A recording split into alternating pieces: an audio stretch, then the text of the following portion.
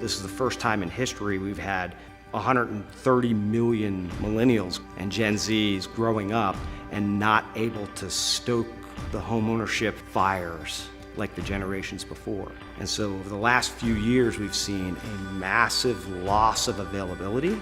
And I think we're ready for radical solutions in housing so that we can recreate the availability that makes more homeowners and more dreams come true.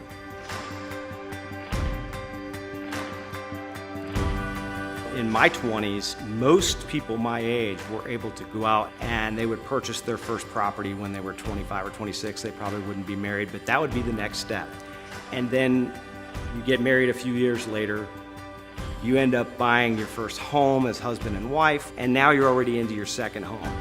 Contrast that with today, because of the financial crisis, because of heavy student debt load, rising expense on cost of living and healthcare, and the biggest issue, which I think is the largest part of your monthly budget, and that is unaffordable places to live. They're missing the first rung of the home ownership ladder.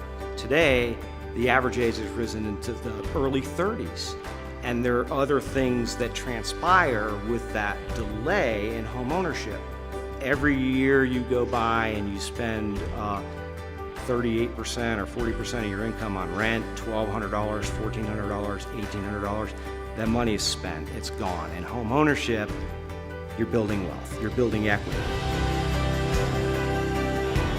Today, millennials and young home buyers face an uphill battle to become a first-time homeowner. When you hear stories of bidding against 8 other people for the same house, or one home in a great neighborhood that that's listed for X and it sells for XX, those are discouraging things. There's been a lot of talk in the news and people from the industries telling us what the problems are with housing. Radical Housing Solutions is simply that, a solution that we could begin today, increasing the availability of homes, increasing the affordability of homes, providing home ownership to the next generation.